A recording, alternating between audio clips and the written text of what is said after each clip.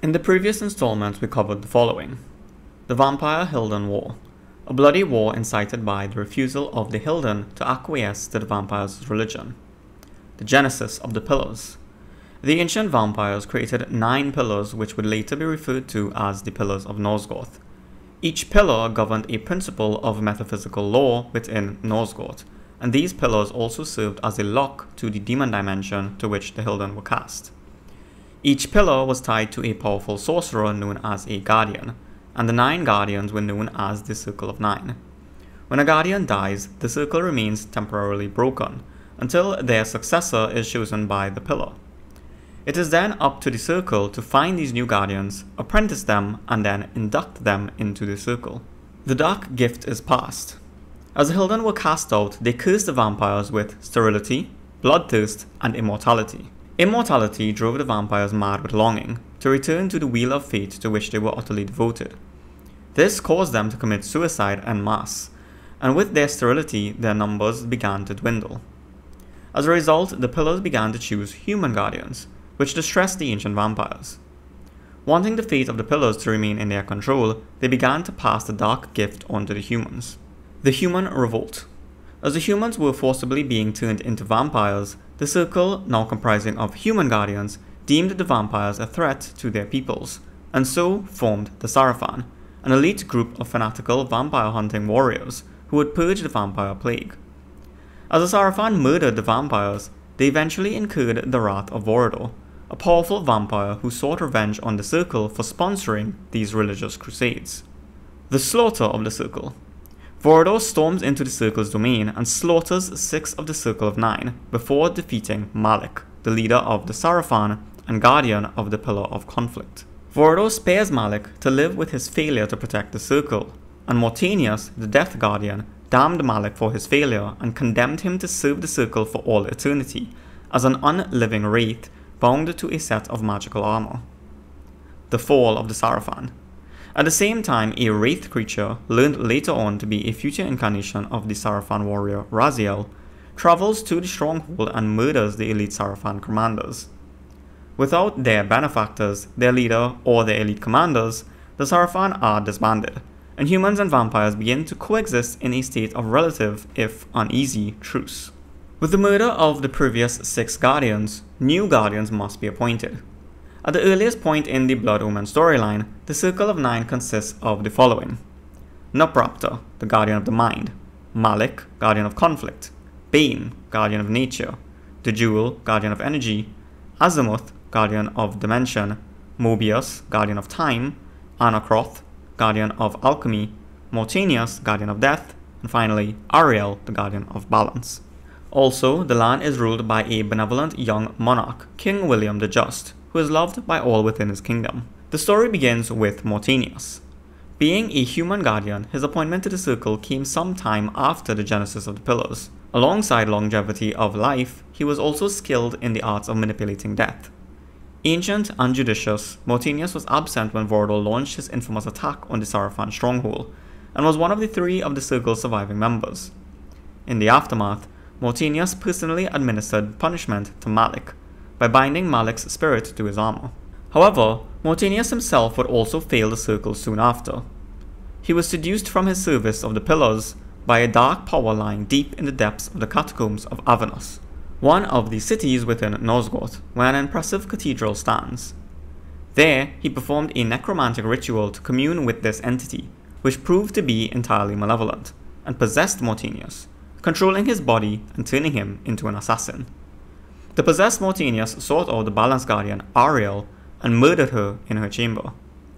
Racked with grief and tormented by suspicions of treachery upon finding her corpse, Ariel's lover, Nupraptor, the Mind Guardian, in his grief-fueled madness, turned his psychic powers against the pillars and the Guardians themselves, causing the corruption of the pillars.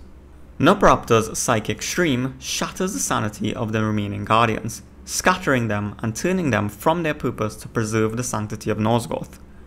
Nupraptor sealed himself away in his retreat, sewing both eyes and mouth shut, so as to deny the outside world. Anarcrothe, Bane, and the Jewel would head to the furthest northern mountains of Nosgoth and combine their powers to create a land of corruption and chaos, which they termed Dark Eden. Azimuth made the abandoned cathedral of Avernus her fortress, and used her skills to summon demons from the depths of hell to serve her. Malek retreated to his bastion atop a plateau, to await the end of Nosgoth. Mortanius is the least corrupted, and so begins to hatch a plan in order to save Nosgoth. However, most worrying of all are the actions of the time streamer, Moebius. Where time is but a loop, a loose stitch in the universal cloth, a streamer might seize upon a chance, a fatal slip, and plunge the fate of planets into chaos. An intensely devious and conniving sorcerer, Moebius, the Time Guardian, constantly abused his power to further his own plans and the situation. Not many in the circle trusted him, despite the fact that he had maintained his post for many years. Moebius constructed time-streaming devices to travel to various ages of Nosgoth's history. He constructed 4 time-streaming chambers to house these devices, and the largest of them all he termed the Chronoplast. Moebius passed himself as a hermit, called the Oracle of Nosgoth, a wise and benevolent man proficient in the arts of divination and prophecy. Holding court in the Oracle's cave of the Arctic northern mountains, he would influence pilgrims and orchestrate events. Gullible visitors from all across Nosgoth would seek audience with him, hoping to find answers to their questions. After the corruption of the Pillars, his mind was tainted by Nupraptor's magic, and he would use his role of the Oracle to cause trouble and torment by predicting omens and horrific events, exploiting them to his own ends.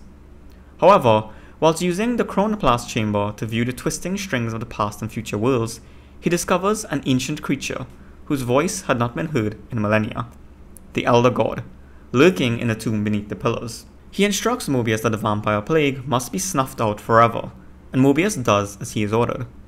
Taking the Soul Reaver from the abandoned Sarafan stronghold, he travels to King William the Just's realm. When Moebius came to King William's realm, addressing and rallying crowds of William's villagers with hateful speeches against Nosgoth's vampire population, his reception among the common folk was rousing enough to ensure a personal audience with the king. In the stronghold of William the Just, the two met for the first time. The boy king was mildly suspicious of Moebius' motives, but the visitor assured him that his only agenda involved vanquishing William's foes. Moebius gifted William the Soul Reaver, and warns him of a vampire assassin. He intentionally omitted his role as a member of the Circle of Nine and Guardian of Time, dismissing the manner by which he came to learn of this encroaching killer as knowledge of no consequence. The duplicitous time streamer was supposedly acting only out of concern for Your Majesty's life. Thus, William would take Moebius as an advisor, and over the ensuing 40 years, continued to conspire with the time streamer.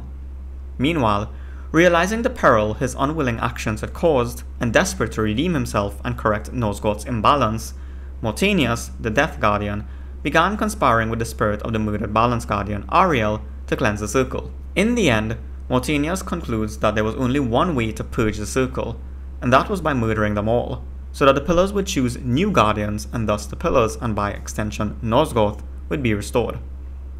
In order to fulfill this task, they needed someone capable of taking out the Guardians, and so Mortanius found a worthy candidate, the nobleman Kain. There is a magical operation of maximum importance, the initiation of a new aeon.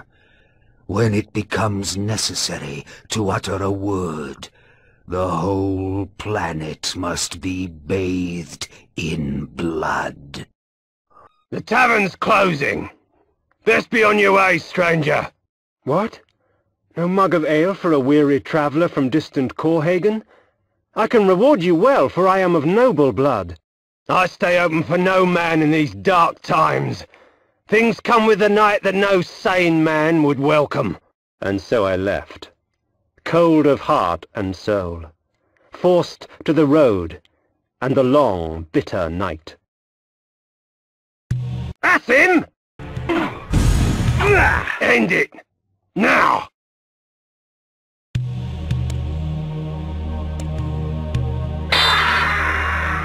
The game opens with Kain sitting in a tavern at closing time. Having his request of another wrong rejected, he leaves the tavern only to be set upon by assassins. These assassins overwhelm Kain, and though he is a talented fighter, there are simply too many of them for him to defend against. Kain is murdered, impaled through the chest with an iron sword. Kain's soul emerges in the underworld, still transfixed by his enemy's blade, and struggling to escape.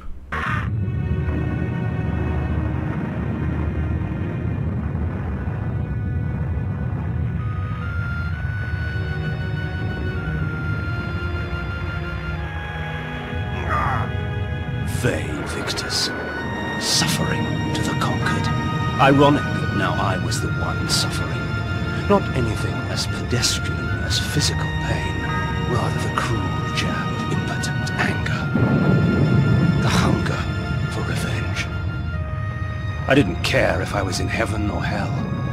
All I wanted was to kill my assassins. Sometimes you get what you wish for. The necromancer Mortanius offered me a chance for vengeance, and like a fool, I jumped at his offer without considering the cost. Nothing is free, not even revenge.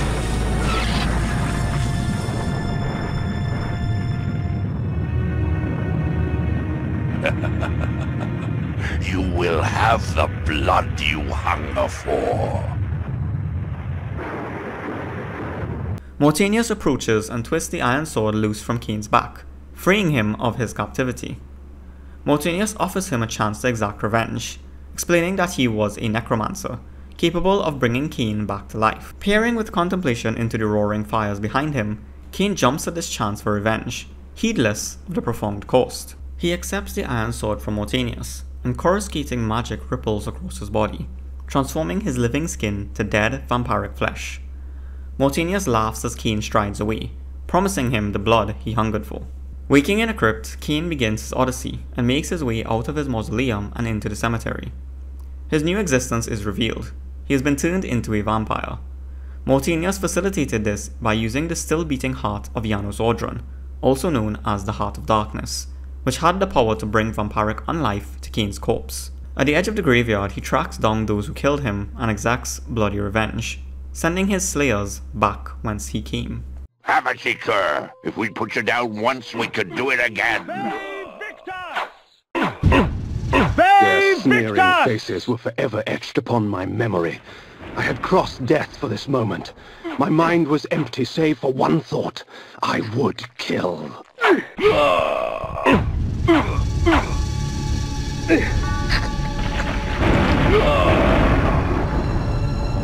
There is no greater release than that from vengeance sated.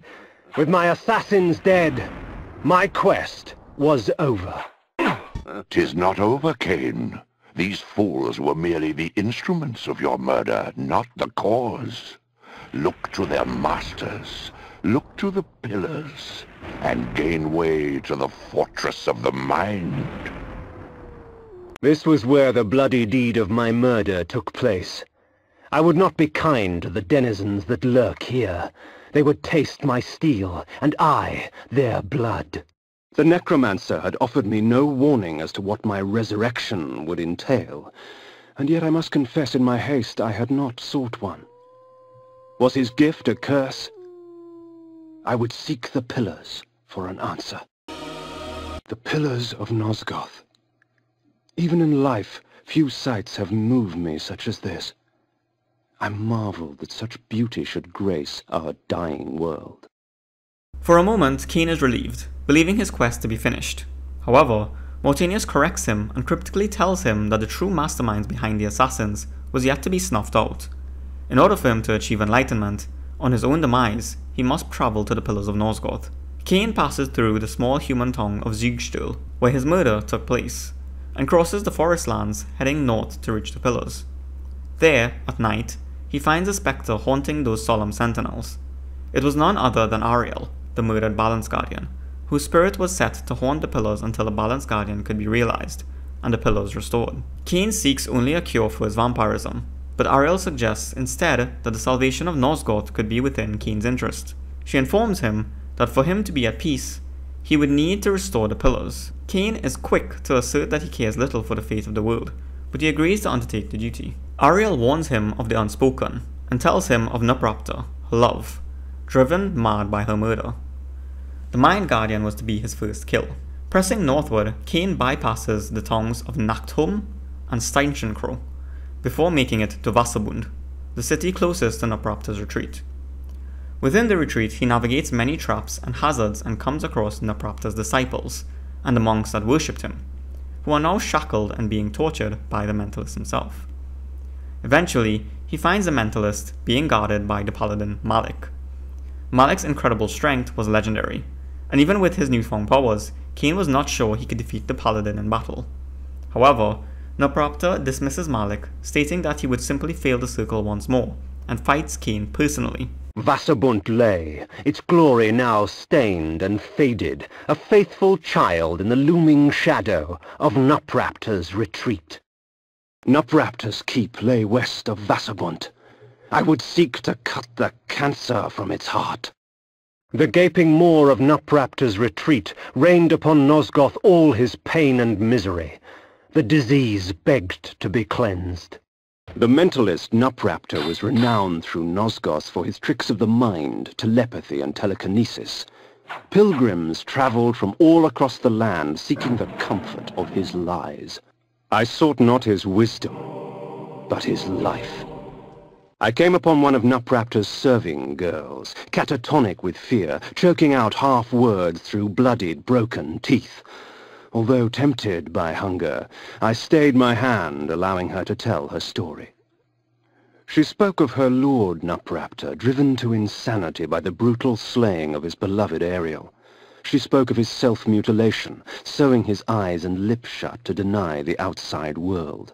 Fueled by despair and hopelessness, he turned his magic on the circle, infecting their minds with his madness.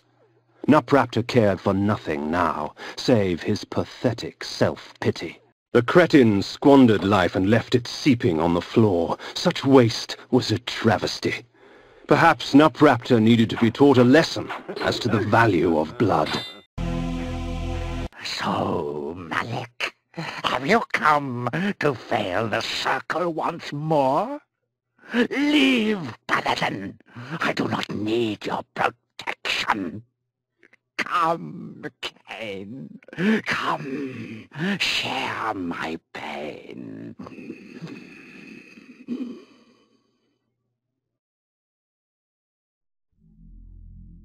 So, this was the mentalist Nupraptor, this broken, pathetic little man. Yet crippled as he was, he would not yield without battle. Very well, old fool. If it is death you seek, I will not deny you. Perhaps the head of her beloved will convince Ariel that I have accomplished my task. Nupraptor is no match for the vampire Kain, and Kain defeats him and beheads him. He returns with the head of Nupraptor and delivers it to the base of the Pillar of the Mind, to which Nupraptor was bound. The head dissolves into the stone, and the pillar is cleansed of all corruption. Ariel congratulates him and then instructs him to defeat the Circle's shepherd, Malek. As he journeyed towards Malek's bastion, Kain has to pass through his hometown of Korhagen, which has been infested with a horrible plague, causing much death and decay. Battling his way through the undead in his former home, he reaches a mountaintop, from which he can observe the cliff-top bastion. Worms and maggots fed upon his festering skin. The scent of tainted blood seeped through the wounds upon which they feasted. Pity. Such a waste. Good blood gone bad. Korhagen, my home. The finest city in all of Nosgoth, rich in vanity and conceit. I had no delusions as to the welcome I would receive. Death and disease stalked these streets. Bodies lay most in the very spots in which fate had taken them. A perfect homecoming. Malek's bastion, perched defiantly on the mountaintop, black as night against the blanket of snow. What manner of man would choose a land so harsh and utterly devoid of life? My eyes yearned from lack of contrast. My mouth ached for want of blood. In this cold wasteland food was scarce, and my hunger grew. The guards at the gate offered no resistance. They were frozen solid, and dead as they stood, their flesh welded to the cold metal of their armor. A corpse held court on a tattered throne, grinning malignantly at me through blackened teeth. It is not often that a man sees his own corpse. It is a sobering experience. But I am far less interested in my own corpse than I am in yours. Prepare yourself, vampire! 'Twould seem Malek's destiny with my blade was postponed. Perhaps Ariel could offer further guidance. Though Malek's stronghold is bitterly cold and deprived of life, Kain succeeds in dodging the Reach's traps and disabling his mechanisms. He then fights the famed Conflict Guardian. Initially, they prove to be evenly matched. However, Malek gains the advantage by unleashing a wall of deadly magical force against Kain. Left with no choice but to flee, Kain escapes the bastion empty-handed. Ariel then advises him to seek out the Oracle of Nosgoth for aid. High upon the face of these cliffs, hidden amongst the complex network of caves, the underground sanctity of the wise Oracle of Nosgoth lay sleeping. Perhaps it was time to brave the winds and seek out this oracle from the vantage point of the heavens. A nobleman, seeking wisdom. Death has taught you well. Enough philosophy, I seek answers. Answers indeed. I have them all if you have the questions. And what are the questions for these answers? King Ottmar, the only hope to defeat the legions of the Nemesis. King Ottmar, paralyzed by his princess's malaise. King Ottmar, the useless. Pray, good sir, what are the questions? A pox upon your tricks and babble, old man. Answer me this. Who is Malek, and how can I defeat him? All in time, Sirrah. Yes, time. Unless you master it, it will master you. And now it's time for your answer. Malek, defender of the Nine, and last of the Seraphim sorcerer priests. His vanity led to the slaughter of the Circle at the hands of the vampire Vorador. For his failing, his spirit was fused to a hellish set of magical armor. He has allowed no member of the Circle to fall since. What of this Vorador? Follow the glow of the Ignis Fatuus to the Termagant Forest. Ignis Fatuus? The Ignis Fatuus lights the path to hell, nobleman. Your path. Time, Kain? Next time.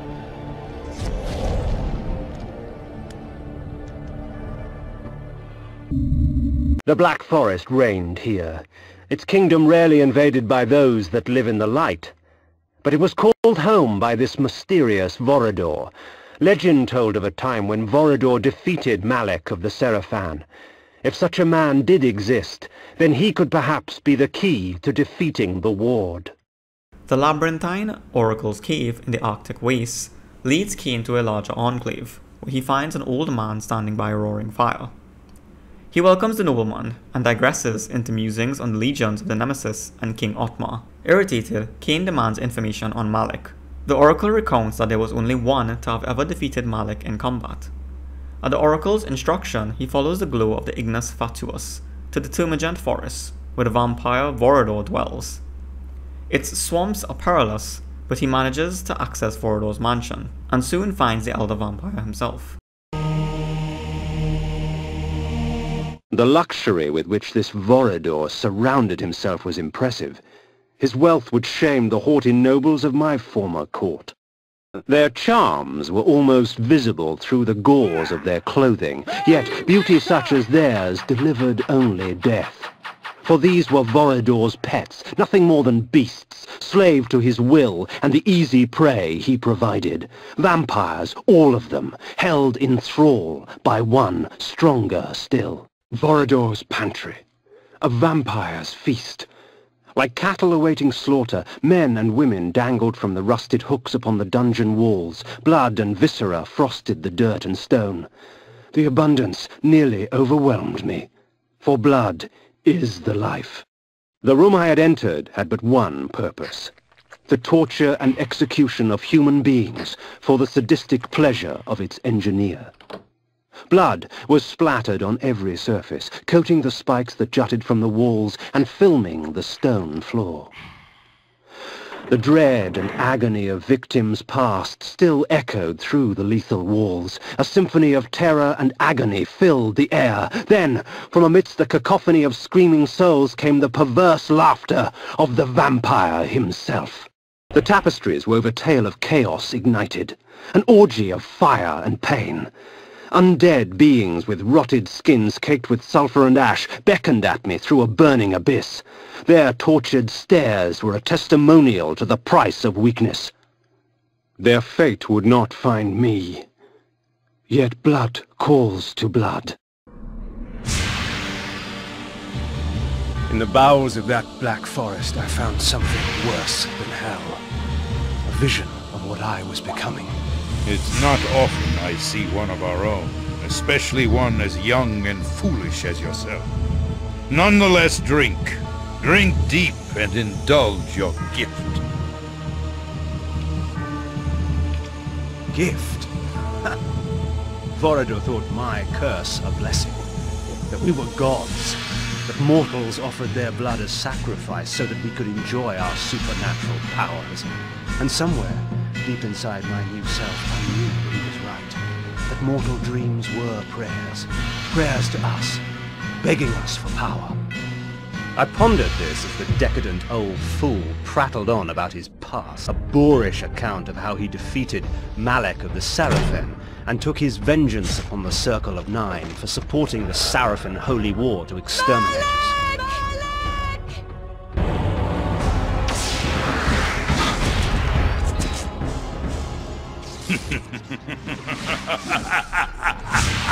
After slaughtering 6 of the sheep, I defeated their pathetic little shepherd, Malek. Since then, our kind has not bothered with the cattle, except to feed. And I suggest you do the same. Meddling with the affairs of man can do us no good. Seraphim witch hunts are much too tedious to concern ourselves with. Am I understood, Kain? Good. Take this ring. If you ever need assistance, it will summon you. Despite your youthful arrogance, you amuse me, Kain. It would be such a pity to lose you to the abyss. Now be gone!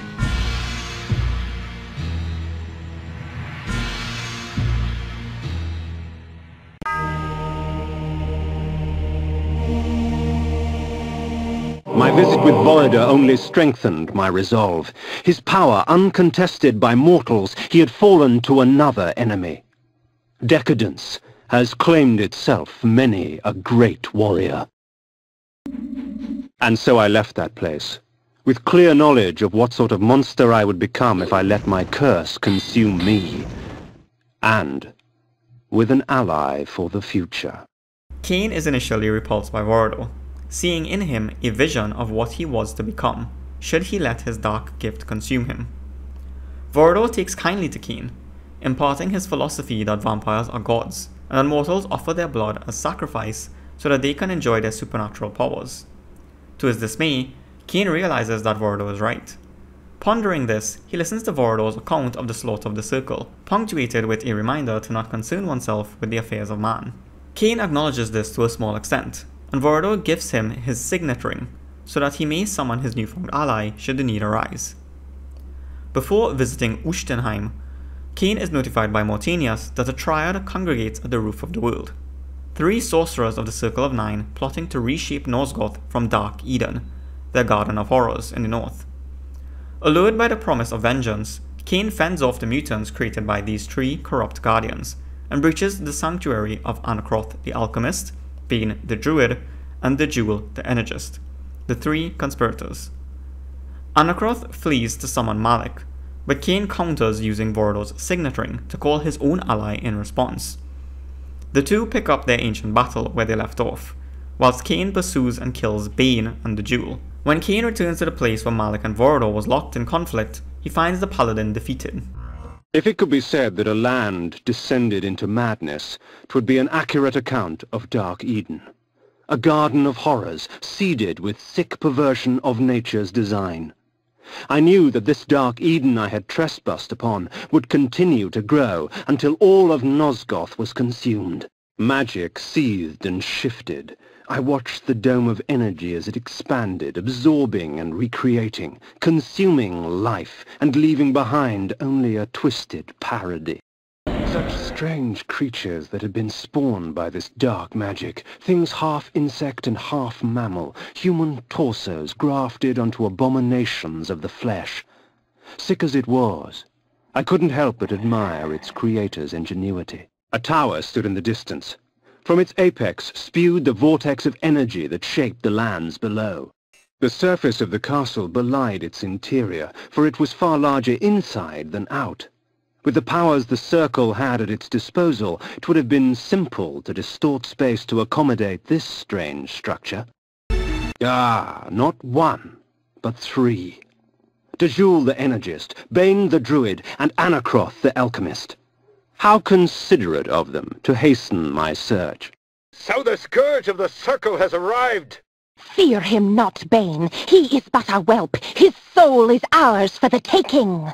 Don't be ridiculous. Malek to our aid.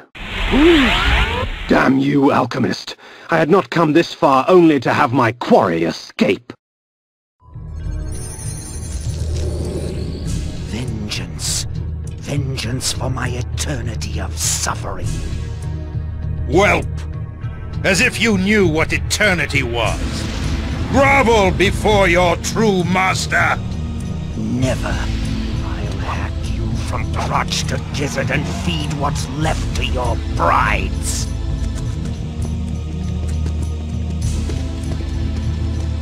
As Vorador clashed against Malek, I gave pursuit to the fleeing wizards, Dejul and Bane. I danced their dance. When the time came, they would dance upon my sword. His magic is weak! He is an affront to nature itself! It is our duty to purify him! I found Malek's helmet amongst the scattered remnants of his armor, whole and intact. Vorador had finally laid his old adversary to rest. He then returns taking with him Bane's antler headdress, Dejul's insulating cloak, and Malek's helmet, so that the pillars of nature, energy, and conflict are restored. Ariel then advises him to seek out the planar Azimuth in the Avernus Cathedral. She also foretells that there he will find the powerful artifacts that will aid him in his journey. Kain travels to Avernus only to find it in ruin, the city on fire as demons summoned by the planar rampaged through it, murdering all within but leaving the cathedral unharmed. Within the depths of Avernus, where the boundaries between planes of existence are blurred, Kain would discover the legendary blade, the Soul Reaver, forged by Janos Audron before he was murdered, and the blade stolen by the Sarafan. Using the all-powerful Soul Reaver, he slays Azimuth and returns her eye to the Pillar of Dimension, thus restoring it. Avernus consumed itself before my eyes. There seemed no easy path to gain entry to the hell laid out before me. Perhaps there was a way inside from above the chaos that reigned there. The gate of Avernus opened slowly before me, daring me to cross the threshold. Who was I to reject such an invitation? The city was paved in blood and flesh, yet what would have appalled me in life only tempted me in death. Once I would have felt horror, now only hunger remained. The beast paused for a moment, drooling in anticipation of the fine meal he saw before him. To his disappointment, he would not find me such easy prey.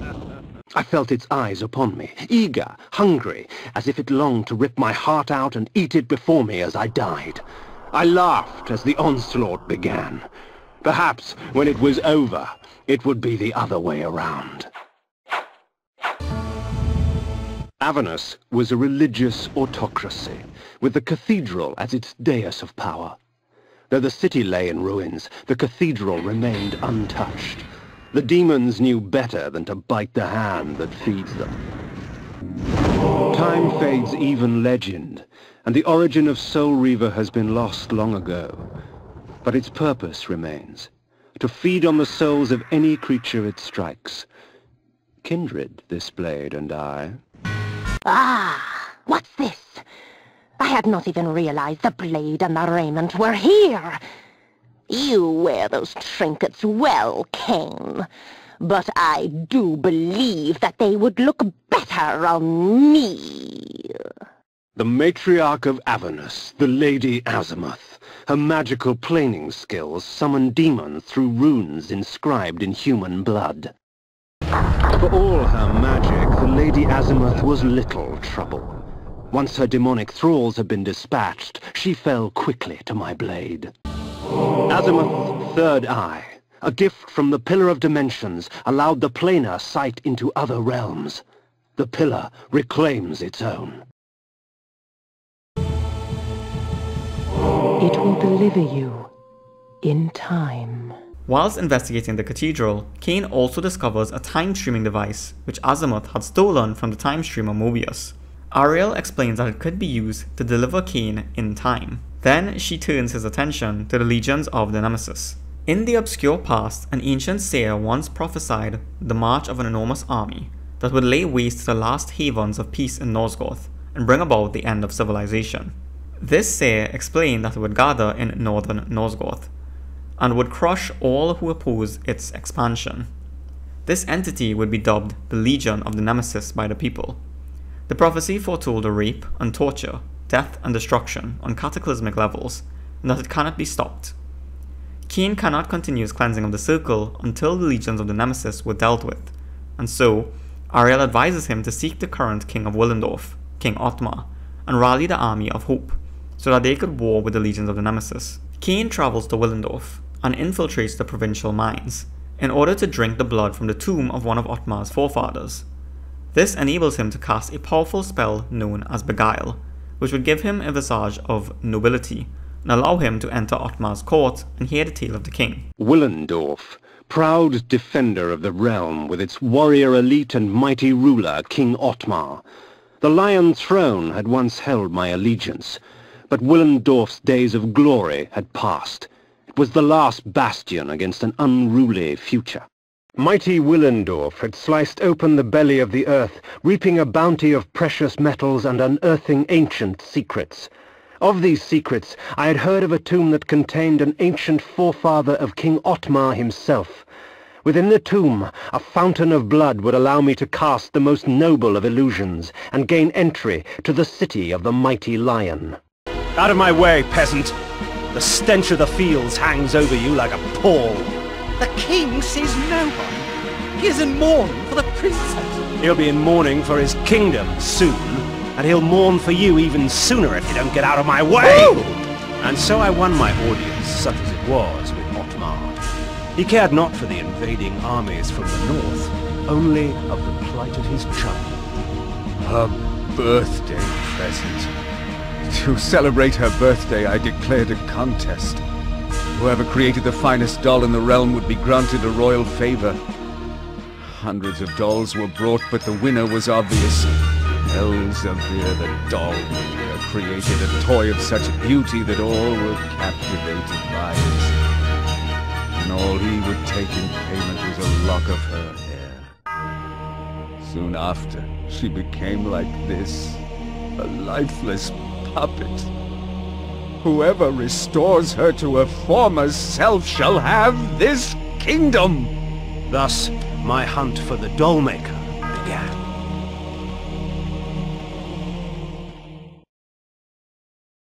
My daughter. I fear I shall never hear her delicate laugh again. Oh. Ottmar slumped on his throne like a rag doll, his beard matted with tears of his own self-pity. In my court, he would have long since been usurped by one stronger, but in Willendorf they worshipped him, even in his weakness. I wondered what Willendorf would do when Ottmar's death finally arrived. In order to celebrate his daughter's birthday, King Ottmar held a contest, bidding all within the realm to produce the finest doll for his daughter, and that the victor would be granted a royal favor of their choosing. Of the hundreds of submissions, the winner was obvious. Elzevir, the doll maker, created a toy of such beauty that all were captivated by it. The doll that he created was a likeness of the princess herself, and as a reward for the contest, he asked for a lock of hair from the princess. Once the king handed over this gift, Elzevir used his sorcery to take the soul of the princess and trap her within the body of the doll he created. He then stole away from the kingdom, leaving the king in a fit of despair and despondency, which then led the lands to suffer. Ottmar proclaims that whoever restores the princess to her former self will be granted rulership of Willendorf, and so Kain seizes upon the opportunity. Elzevir, I have come for the soul! So, Ottmar sent you to kill me, eh? I can smell him on you. Or is that the stench of the grave?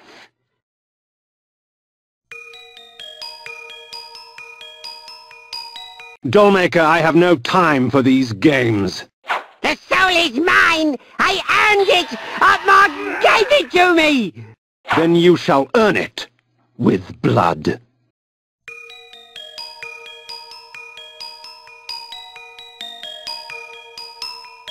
Elzevir imprisoned the girl's soul in a small fabric doll.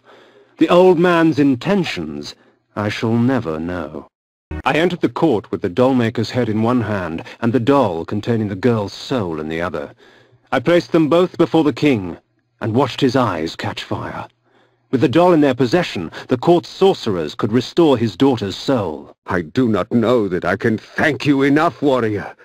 My kingdom is but a small price to pay for my daughter's life. Willendorf is yours, if you wish it. 'Tis not your kingdom I desire, but your army, Ottmar. I require troops to vanquish the horde that descends upon us from the north. Very well. Courtiers, fetch me my armor and mace. There is war to be waged! Kain travels to the domain of Elzevir, hidden within the Lake of Lost Souls, where he kills the dollmaker and retrieves the second doll with the princess's soul imprisoned. Kain then returns to Willendorf, with the doll and Elzevir's head. With the doll in their possession, the court sorcerers will be able to restore the princess, and King Ottmar offers his kingdom in gratitude. Kain refuses the title of ruler of Willendorf, but instead accepts control of Ottmar's army, the Army of the Last Hope. The legendary battle ensues, with the Army of the Last Hope battling against the legions of the Nemesis, in the famed Battle of the Last Stand. Kain participates in the battle, feeding on warrior of Horde and Hope alike. Advancing northward, Kain realizes that the Nemesis armies were far more skilled than he had anticipated, and they showed no signs of subsiding. King Ottmar is killed in battle, creating a rippling wave of despair amongst his army. Ottmar begs Kain to destroy the Nemesis with his dying words, and the tide of battle turns in the Legion's favour. The Army of Hope flees, and Kain is quickly cornered. Desperate, he uses his only means of escape, the time-streaming device he took from Avernus. Alas, it seemed I was stranded here. The time-streaming device lay in pieces at my feet.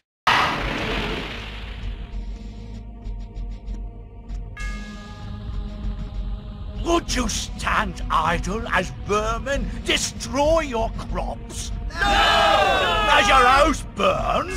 No! Will you allow this evil to continue? No! Will the wickedness end? Yes! Do you believe? Yes! Then take me to your king, so that I can prepare you for the onslaught. The landscape morphs around him, and the battlefield disappears. After killing a man, Kain reads his victim's thoughts, and receives a vision of Moebius the Time Streamer, rallying crowds in preparation for an onslaught. It becomes clear that Kain is now stranded in the past, during William the Just's reign some 50 years before the Battle of the Last Stand. Realizing this, Kain supposes that he can alter fate by eliminating William the Just in this time period, before he can assume the form of the Nemesis. Kain ventures through Stahlberg, a nod to William's stronghold. Within, he overhears, as Moebius provides William the Just with the Soul Reaver and assures the king of his good intentions, by warning him of an encroaching vampire assassin. Ah, so it seemed I was in the land of William the Just. 50 years before the battle I had just escaped would take place. The stronghold of William the Just. 'Twas time for me to pay a visit to he who would become the Nemesis and force Nosgoth on its knees. Yes, these weapons you have provided will see to that. Pray tell, Moebius, what game do you play? None, my lord. I only wish to aid you in vanquishing your foes. The weapons are but a token of my goodwill. And the news you bring, a vampire sent to slay me? Where did you come upon such knowledge? 'Tis of no consequence, sire. 'Twas only out of concern for your majesty's life. Perhaps. Very well, then. You may leave me now, but should I wish to speak to you... I will know, your majesty, and I shall be there in time. With his own incarnation of the Soul Reaver from the future, Kain battles the young William the Just. The presence of the two blades trigger a Reaver convergence. Now you may remember that in the previous installment in the commentary section, I spoke briefly about the time stream within the Legacy of Kain game series. To recap, the time stream is immutable. Past and future were already decided, and all souls within Nosgoth, whether it be within the material, spectral, or demon realm, are bound to this predetermined fate. None can escape it, leading many to understand that free will is an illusion. However, there is one exception to the rule, and that is the Wraith Raziel. After Raziel is killed in his days of being an elite Sarafan warrior, Kain would eventually resurrect him following the events of Blood Omen 1. Raziel would become his first lieutenant, and one of his most powerful allies. However, after Raziel develops wings, a mutation that surpassed even Kain, Kain strips him of these wings, and ordered him to be cast into the Lake of the Dead. Cast him in.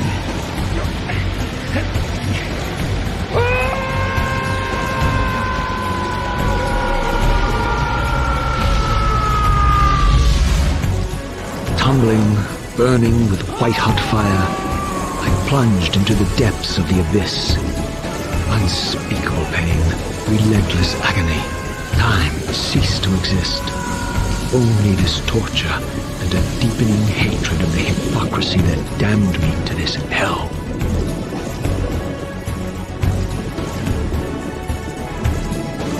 An eternity passed, and my torment receded, bringing me back from the precipice of madness. The descent had destroyed me, and yet I lived.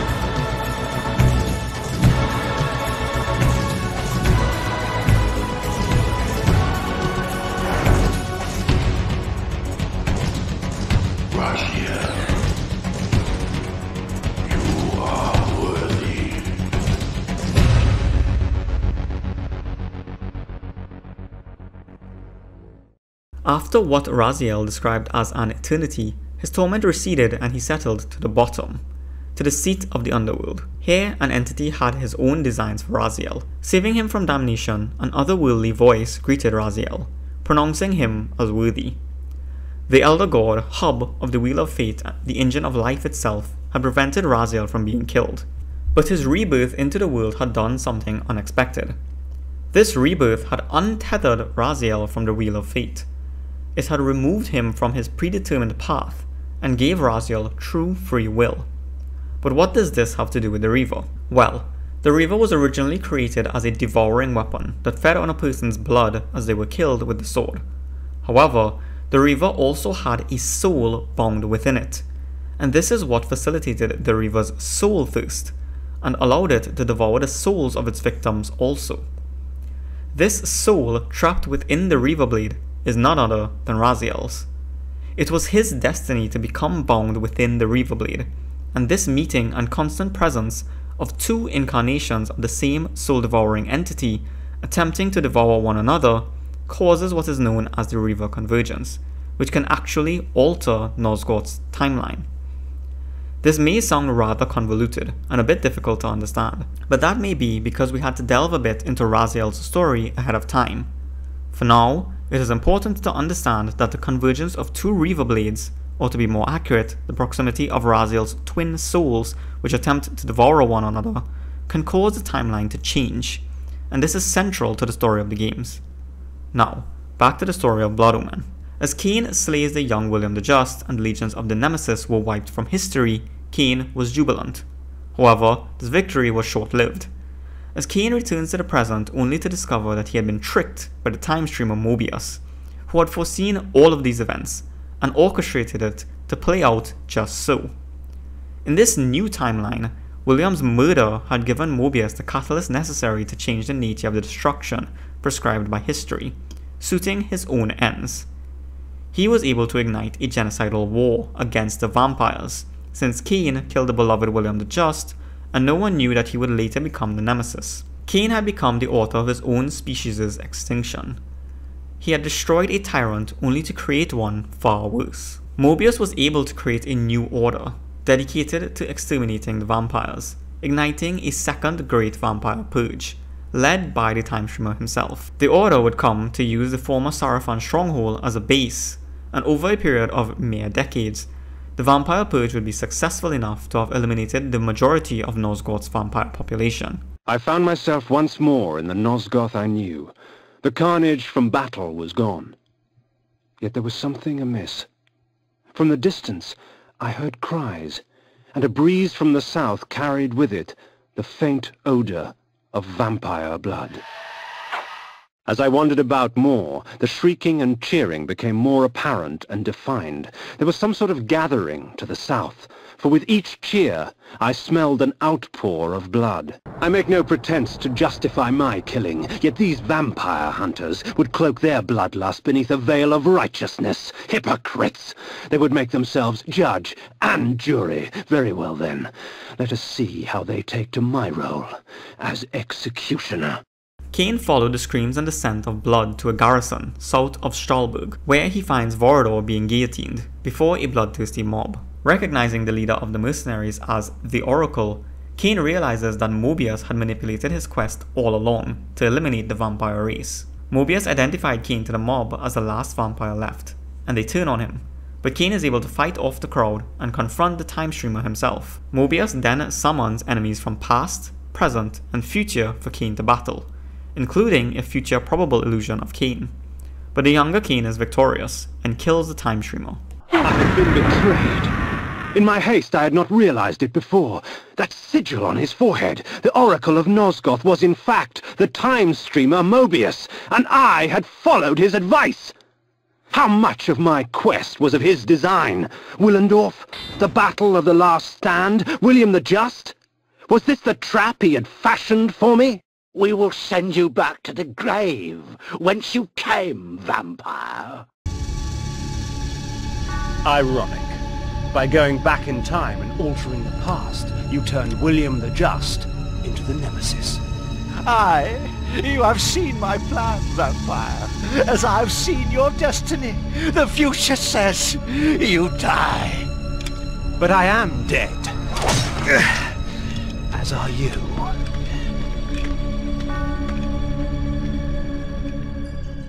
As Moebius lay injured, he admitted to altering history to create the Nemesis and gave Kain a final prophecy of his future death, before Kain beheads Moebius and recovers his hourglass.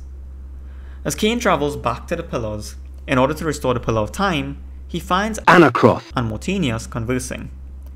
Anarcrothe accuses Mortanius of setting Kain upon the rest of the Circle, and Mortanius admits that he did so in order to restore Nosgoth. Mortanius then kills Anarcrothe, and Kain emerges, stating that Mortanius himself must be killed, as he is also a member of the Circle. Mortanius embraces this, but warns Kain that after his death, there would still be one more to be killed. Kain kills Mortanius and restores the Time Pillar using Moebius' hourglass. He also places Anarcrothe scales on the Pillar of States and Mortanius' Death Orb on the Pillar of Death, restoring those as well. However, as Mortanius fell, the creature that he had been possessed by was released. The demon that had possessed Mortanius confronts Kain, and the two do battle. Kain had learned very little about the entity that he was fighting. Ariel had called it the Unspoken, and was part of her first warning, and he also found rumblings of this entity within the catacombs of Avernus and within the library of Willendorf, where there were mentions of the cult of Hashak-Gik. Kain defeats the demon, only to then realize that he had restored 8 of the 9 pillars, and there was but one more Guardian to defeat. As a reminder of this, Ariel, the previous Balance Guardian, appears before him once more. All that was left was for the Balance Guardian to perish, so that the Pillar of Balance could be restored, and here at last, Kain must face the pivotal choice. I am the last pillar, the only survivor of the Circle of Nine. At my whim, the world will be healed or damned. At my whim. Kain had become the new Balance Guardian, corrupted even as he was in his mother's womb by Nupraptor's mental scream, and so only his death would restore Nosgoth. Therefore Kain was now granted a choice: sacrifice himself to redeem Nosgoth and also ensure the vampire's extinction, or refuse the sacrifice, prolonging his own life and that of the vampire race, but securing Nosgoth's damnation. Once I embraced my powers, I realized that Vorador was correct. We are gods. Dark gods. And it is our duty to thin the herd. Concluding with the epiphany that Vorador had been correct all along, Kain refuses the sacrifice and embraced his dark gift, at last triggering the collapse of the pillars. Kain then fashions the unrestored Pillar of Balance as his throne, the seat of his new empire, and sets out to reclaim his birthright as a nobleman, to rule over all of Nosgoth. But what he will come to realize is that the health of the pillars was tied to the health of the land, and with the pillars left unrestored, corruption would seep slowly into the land like a poison, turning his empire into an irredeemable wasteland. Legacy of Kain Blood Omen is overall a very unique masterpiece. The game is always acclaimed for its interesting story and its impeccable voice acting. In this installment, we had a fair share of Simon Templeman's voice acting skill, but really, all of the voice actors do tremendous jobs with their roles. The game's story is also one that is quite unique. Rather than the tried and tested stories of past and even future games, this is one game that delves into the concept of free will and whether men really do have the ability to change history on a grand scale. Kain himself represents a sort of Nietzschean Superman, a nobleman of high birth and intelligence, and also given vampiric powers, making him almost unmatched in combat. His overt masculinity, assertiveness, and ambition can sometimes come across as arrogance, but I don't believe Kain to be arrogant. When faced with Malek, he recognized that he could not best him. When faced against the forces of the Nemesis, he admitted that he would be defeated by them. If he were extremely arrogant, both of these losses might have scarred his ego. However, he doesn't even make much mention of it, admitting that he was bested in both instances, and looking instead for a way to overcome this obstacle. Each member of the Circle and their corruption is very interesting. Firstly, the Balance Guardian is murdered. With the absence of proper balance, the mind is driven to insanity. And once the mind decays, then so does all else. Nupraptor also sews his eyes and mouth shut, blocking out the outside world, the very world that he damned. He could not see the consequences of his actions, and to some extent he did not want to see. He did not want to face what he had done. Malek, the Conflict Guardian's decay, came from the fact that this powerful warrior priest had become nothing more than an animate suit of armor. Stripped of his flesh and body, he is no longer a man, but a wraith filled with vengeance and hatred for vampires. This is why he cannot protect the Circle any longer, and why he falls so easily once more to Vorador. Similar to the military and the police of today, who are becoming more effeminate and, for lack of a better word, wimpy, our guardians have also failed us, becoming nothing more than the devil's hands, doing the dirty work of their masters. In fact, our own police force would sooner turn against us and no longer protects the average person. As for the three that created Dark Eden, Anarcrothe, Bane, and the Jewel, they disfigured the land and its inhabitants, creating monsters by grafting human torsos onto disgusting insects. And yet, the resulting image is a Lovecraftian creature, and even Kain had to admire the architect's vision. Compared with the monsters we face today, the trannies and the drag queens, one almost wishes that our demise was more romantic as it is in Nosgoth. These monsters in Nosgoth were still created by guardians, whose vision of nature had been twisted and evil, but who still took care with their craft, in comparison to the wholly destructive and ugly decay that we see in the real world. The planar Azimuth took over the cathedral, and used it to summon demons, which destroyed the town of Avernus. A good parody for the churches and other religious institutions that have abandoned their traditions and their gods, and instead embraced evil purposes and means. Moebius is a bit of a complex character, and is one that will enter the story several times before its conclusion. He will make appearances in 3 of the other games, and so I will reserve my take on him for the end. There's also King Ottmar, the pathetic and useless king sitting on his throne in mourning for his daughter. Kain comments that someone so frail and weak as he would have been usurped had they been in Kain's own court. However, the people of Willendorf continued to worship him even in his weakness.